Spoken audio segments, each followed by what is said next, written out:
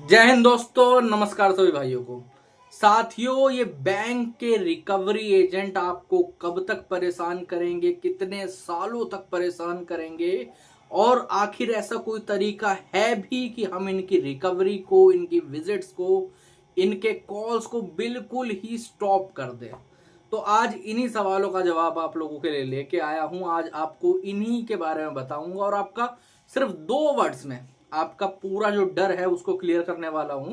क्योंकि कई लोग मेरे को पूछते हैं कि सर ये कब तक चलेगा। चलो, मैंने 1 महीने कंप्लेंट डाल दी, मैंने 2 महीने कंप्लेंट डाल दी, या फिर मैं कहीं पर जाके 2-3 महीने दूर रहने लगा, तो मेरे को कब तक आके झेलना पड़ेगा। बैंक मेरे पीछे रिकवरी एजेंट आखिर कब तक लगाएगा? क्या 6 महीने लगाएगा, साल भर लगाएगा, 2 साल लगाएगा? बैंक की टाइमलाइन आखिर में है क्या? तो आज इसी के बारे में बात करेंगे, ठीक है। और बैंक कब तक आपके घर पे रिकवरी वाला भेजता रहेगा अगर आप पेमेंट नहीं करोगे? तो उससे पहली बात पे आ जाता है, ठीक है। तो दोस्तों, वीडियो शुरू करने से पहले मैं आप सबका हर्ष कुमार आपके अपने चैनल लोड स्टोर में आपका स्वागत करता हूं। साथियों, लोन संबंधित कोई भी परेशानी है, कोई लोन रिकवरी वाला परेशान कर रहा है, कॉल्स बहुत ज्यादा आ रही हैं, या फिर ऐसी कोई भी दिक्कत है आपको, तो आप ऊपर मेरा नंबर आ रहा है, व्हाट्सएप पर हमें कॉन्टैक्ट कर सकते हैं, ठीक है। व्हाट्सएप के माध्यम से हमसे और हमारे ग्रुप से जुड़ सकते हो, ओके। अब आ जाते हैं मेन टॉपिक पे कि ये लोन रिकवरी वाले आपको कब तक परेशान करेंगे। तो मेरे भाइयों, आपको हो सकता है कि ये थोड़ा कॉम्प्लिकेटेड लगे या फिर ये लगेगा कि मैं थोड़ा हवाबाजी फेंक रहा हूं, लेकिन ये सच्चाई है कि वो आपको तभी तक परेशान कर सकते हैं जब तक आप एक्चुअली में परेशान हो रहे हैं, जेनुअनली। हाँ, जैसे कई लोग बोलते हैं कि सर मैंने एड्रेस चेंज कर दिया, लेकिन मेरे को डर सता रहा है अंदर कि कहीं ये दूसरे एड्रेस पे तो नहीं आ जाएंगे। मैंने अपना सिम बंद कर लिया, लेकिन मैंने जो नई सिम ली है उस पर मुझे एक आधा कॉल आ जा रहा है, तो मेरे को घबराहट हो रही है। वो जो घबराहट है ना आपके अंदर की, अगर वो खत्म हो जाए आपके अंदर से, तो आपको कोई रिकवरी वाला कभी भी परेशान नहीं कर सकता। अब रही बात कि बैंक वाले कब तक आपके घर पे रिकवरी वाले भेजते रहेंगे, तो साथियों आंसर है कब तक भेजते रहेंगे, जब तक आप उनके खिलाफ कोई कार्रवाई नहीं करोगे।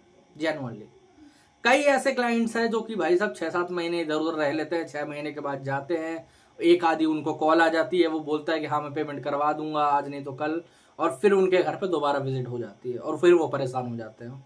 ऐसा क्यों होता है? देखो, जो रिकवरी का जो सिस्टम है ना, वो कोई ऐसा सिस्टम नहीं है कि आपको लगता होगा कि वहां पर जो आपने कह दिया है उसी हिसाब से चीजें चल रही है। जैसे अब मैं एक सपोज चीज बताता हूँ।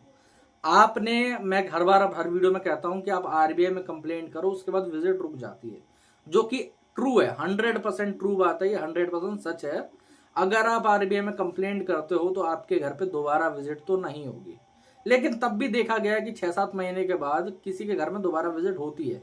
उसका कारण मैं आप लोगों को स्पष्ट करता हूँ। पहले बात होती क्या है, जैसे हमने आरबीआई से तो हमने कंप्लेंट डाल दी है यहाँ पर। जैसे हमने पहले बैंक को कंप्लेंट करी, 30 डेज के बाद आरबीआई को कंप्लेंट कर दी, वहां से उन लोगों ने कॉल ब्लॉक कर दिए, अपने विजिट वगैरह ब्लॉक कर दिए, और आप एक ब्लैक लिस्टेड कस्टमर हो गए हो। अब कई लोगों को लगेगा ये ब्लैक लिस्टेड कस्टमर बहुत बुरी चीज होगी, ऐसा नहीं है। वो रिकवरी एजेंसी के द्वारा ब्लैक लिस्टेड हो गए हो कि इस पर्सन के घर पे आपको नहीं जाना है, यहाँ पर डू नॉट डिस्टर्ब लग गया। एक आधा कभी और कॉल आ जाएगा आपको, वो कॉल इसलिए आता है क्योंकि उन लोगों को डाटा दिखाना पड़ता है। अगर उन्होंने आपका केस लिया है, बैंक से पैसे उठा रहे हैं, कॉन्ट्रैक्ट ले रहे हैं, तो उनको डाटा भी शो करना पड़ता है कि देखिए हमने महीने में 2 बार इनको फोन करा, इन्होंने उठाया नहीं, फिर बात नहीं करी, वो बात अलग होती है। अब लोग क्या गलती करते हैं, लोग कुछ टाइम बाद है ना बहुत फ्री हो जाते हैं। जैसे समझो, अब मान लो कोई किसी मीटिंग में था या फिर कहीं जा रहा है, 3-4-5 महीने हुए हैं, ठीक है, एजेंसी चेंज हुई है, किसी दूसरी एजेंसी या किसी दूसरे ब्लॉक में गया है आपका केस, ओके, डेड हो गया है, बेशक कोई बात नहीं है, राइट ऑफ हो चुका है, आपका जो लोन अकाउंट है वो प्रॉपर डेड हो चुका है। बट उसके बाद क्यों होता है ऐसा? उसके बाद वजह क्या है? आपको किसी दिन कॉल आई, मैं बता रहा हूँ जनरली होता क्या है, आपने जल्दबाजी में बोल दिया कि सर, वो वहां से बोलता है कि सर पेमेंट करवा देते, आपकी पेमेंट ड्यू रह रही थी, या सेटलमेंट कर लीजिए। तो आप यहां से कहते हो हाँ हाँ मैं पेमेंट करवा दूंगा या फिर मैं सेटलमेंट कर लूंगा। अब ये जो कर लूंगा वर्ड है ना, इसकी रिकवरी की दुनिया में कोई मीनिंग नहीं है। मैं बताता हूँ जेन्युइनली, रिकवरी की दुनिया में इसकी मीनिंग क्यों नहीं है, क्योंकि वहां पर इनपुट चलते हैं कोड में। आपने तो यहां से कह दिया कि मैं पेमेंट करवा दूंगा, आप बेशक सोच रहे होगा कि मैं 6-7 महीने के बाद सेटलमेंट करूंगा, ओके, लेकिन वहां जो रिकवरी वाला है उसने सोचा कि यार कस्टमर कह रहा है करूंगा पेमेंट, मैं एक काम करता हूं, मैं अगले महीने की पीटीपी डाल देता हूं होम विजिट के लिए कि बंदा पेमेंट करेगा, या फिर एक काम करता हूं अगले दिन की ही डाल देता हूं पीटीपी। अब वो अगले दिन की उसने पीटीपी डाल दी, चलो विजिट नहीं हो रही, कोई बात नहीं, विजिट में ब्लैक लिस्टेड हो, आपको दोबारा कॉल आएंगे कि सर वो पेमेंट करवा देते। अब फिर बोलोगे कि यार मैं करवा दूंगा या फिर मैं देख लूंगा हो जाएगा। अब ये हो जाएगा देख लूंगा इसका कोई मतलब ही नहीं बनता जेन्युइनली, समझे। यहाँ पर आप बोलोगे वहां पर ये फिर आपको परेशान करेंगे। ऐसे ही कर करके जब 3-4 बार इनपुट पड़ जाता है ना, पीटीपी पीटीपी पीटीपी पड़ जाता है। पीटीपी का मतलब भी होता है प्रॉमिस टू पे।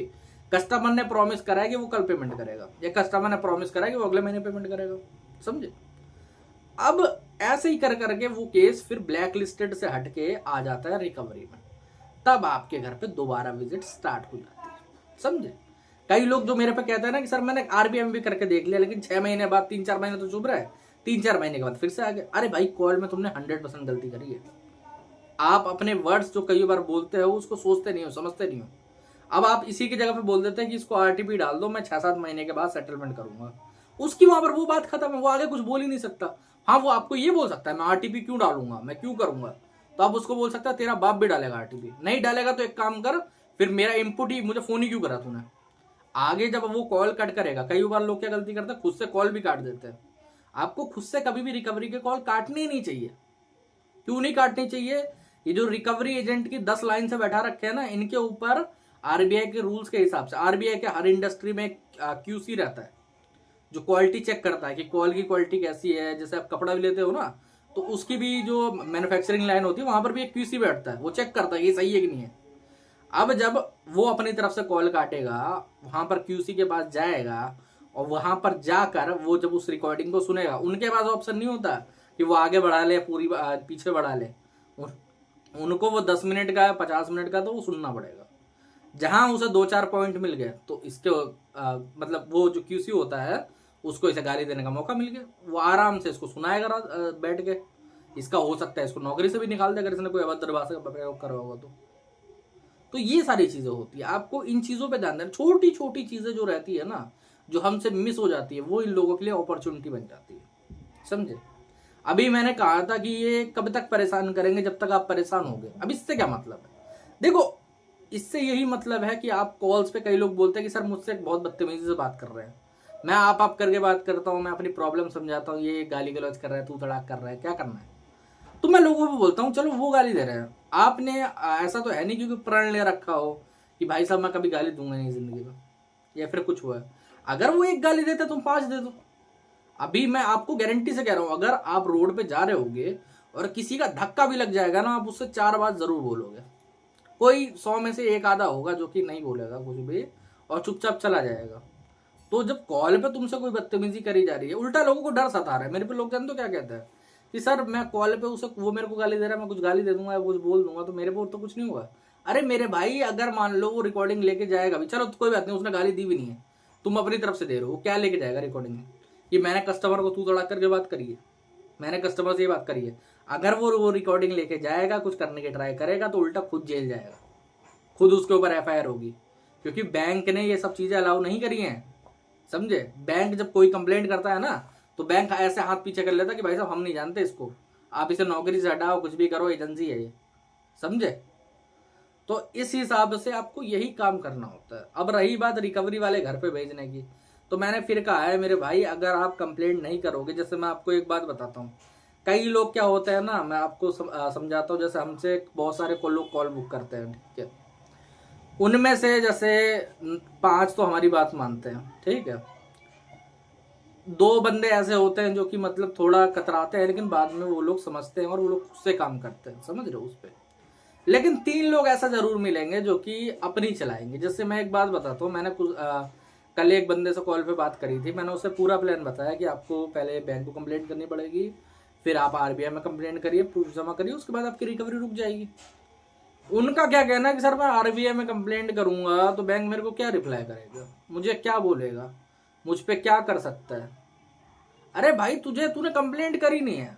वो एक चीज कहता है कि मैंने एक बार शुरुआत में कोई कॉल आई थी, मैंने उसे कुछ गाली दे दी थी एक बार कॉल पे, ठीक है, रिकवरी वाले को, उसने मेरे को दी, मैंने दे दी। अब वो रिकॉर्डिंग वो लोग कोर्ट में लेके चलेगा, अरे घंटा लेके जाएंगे यार। तुमने कंप्लेंट कर रहे हो, बैंकिंग ओम्बुड्समैन को कंप्लेंट कर रहे हो, वहाँ कोर्ट का क्या लेना देना, पहली बात तो। और तुम्हारा हमारे जो कोर्ट है वो इतने छोटे नहीं है जो रिकवरी के मैटर देख रहे हो यहाँ पर बैठ के। आपको थोड़ा बड़ा होना पड़ेगा, आपका जो केस है वो इतना बड़ा नहीं है, मैं जेन्युइनली कहूंगा, समझ रहे हो।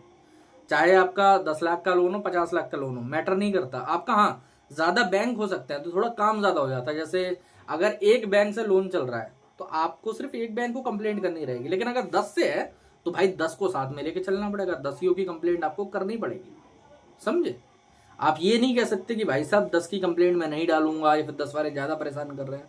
हाँ, कॉल्स की फ्लो ज्यादा होगी, रिकवरी एजेंट की फ्लो ज्यादा होगी।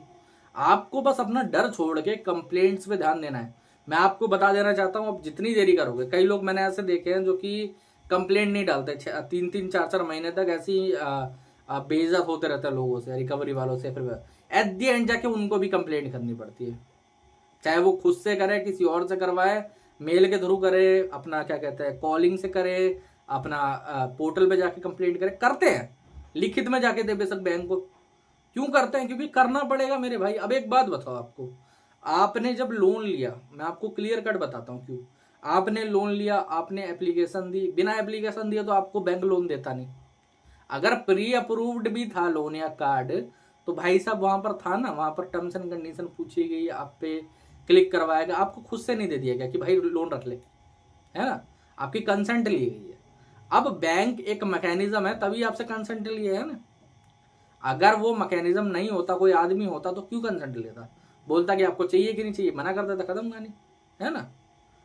अब आपको चाहे किसी भी रूप में आप कंप्लेंट करो, आपको बैंक को बताना पड़ेगा। बैंक एक मैकेनिज्म है, कोई आदमी नहीं है कि उसको पता चल जाएगा आपका इमोशन, उनको सपना नहीं गिरेगा, समझे।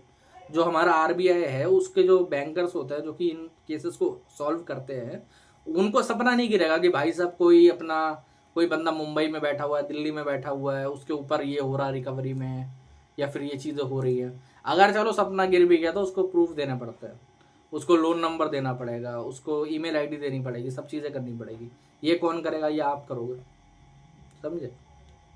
तो ये चीज़ माइंड से हटा दो कि मैं 6 महीने अगर कहीं गायब रहूंगा या कुछ करूंगा तो रिकवरी वाले हट जाएंगे। आपको, हाँ, फ्लो कम हो जाती है, मैं अपनी बात मानूंगा, फ्लो कम हो जाती है रिकवरी की, क्योंकि आपका अकाउंट डेड हो चुका है, लेकिन होता तब भी।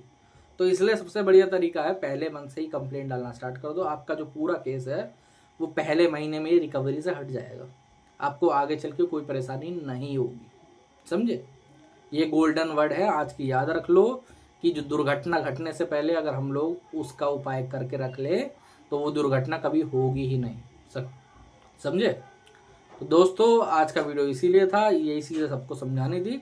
अगर वीडियो अच्छा लगा हो तो चैनल को सब्सक्राइब कर लेना, और मैं आप लोगों के लिए ऐसी वीडियो लाता रहता हूँ। ऊपर नंबर आ रहा है, व्हाट्सएप पर मैसेज कर सकते हो मेरे को, और कमेंट सेक्शन में अपनी प्रॉब्लम लिख सकते हो, मैं उसका आंसर दे दूंगा वहाँ पर, ठीक है। जय हिंद।